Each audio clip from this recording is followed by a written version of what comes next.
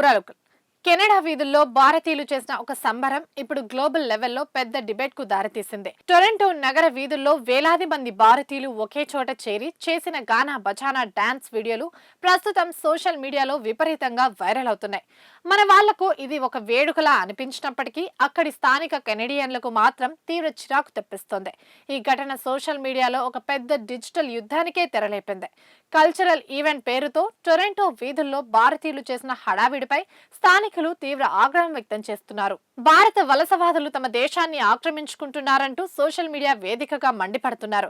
Canada మాత్రమే కాదు, పశ్చిమ దేశాలన్నీ భారతీయ వలసదారుల చేతుల్లోకి వెళ్లిపోతున్నాయంటూ నెటిజన్లు ఆందోళన వ్యక్తం చేస్తున్నారు. కెనడా అంతా ఇప్పుడు ఇండియన్ కాలనీలా మారిపోయిందని, టొరంటోలో కెనడియన్లే మైనార్టీలుగా మారిపోతున్నారంటూ మేలుకో కెనడా మేలుకో అని పోస్టులు ఎక్స్ లో వరల్డ్ వైడ్ గా ట్రెండ్ అవుతున్నాయి. కెనడాకు అంతర్జాతీయంగా మల్టీ కల్చరల్ కంట్రీ అనే మంచి పేరుంది. కానీ తాజా వైరల్ సంఘటనను చూస్తుంటే అక్కడ మైనార్టీ వర్గాల పట్ల, ముఖ్యంగా భారతీయుల పట్ల స్థానికుల్లో శత్రుత్వ ధోరణి పెరుగుతుందనే విషయం స్పష్టమవుతుంది.